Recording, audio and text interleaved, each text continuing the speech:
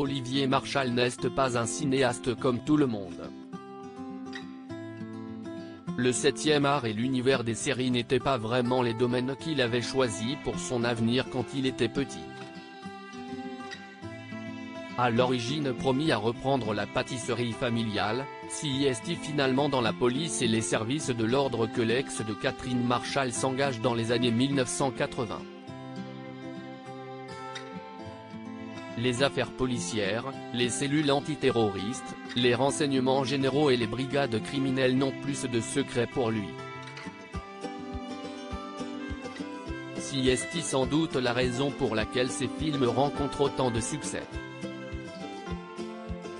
À Reims, il était l'une des stars du Festival du Polar qui se tenait du 4 au 9 avril.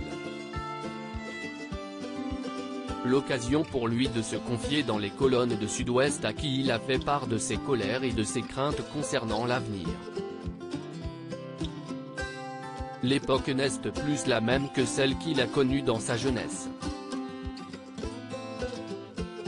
Celle de ses 4 enfants, Léa née en 1994, Zoé née en 1998, Ninon né en 2006 et Basile né en 2009, est bien plus violente. De quoi lui faire dresser les cheveux sur la tête, quel monde on leur laisse bon sang. Ils vont devoir se démerder avec tout ça. Je n'aime pas ce que sont devenus ni la France, ni la vie à Paris. Cette ville est une poubelle. Je suis souvent en tournage en province et à l'étranger, quand je reviens, j'ai la boule au ventre. Les mouvements de protestation et les grèves du moment n'arrangent rien. Lui, qui a pourtant côtoyé la violence et les horreurs que peut compter le quotidien d'un policier ou d'un membre des forces de l'ordre, peine à voir une issue. Comment peut-on arriver à autant de violence et d'incompréhension?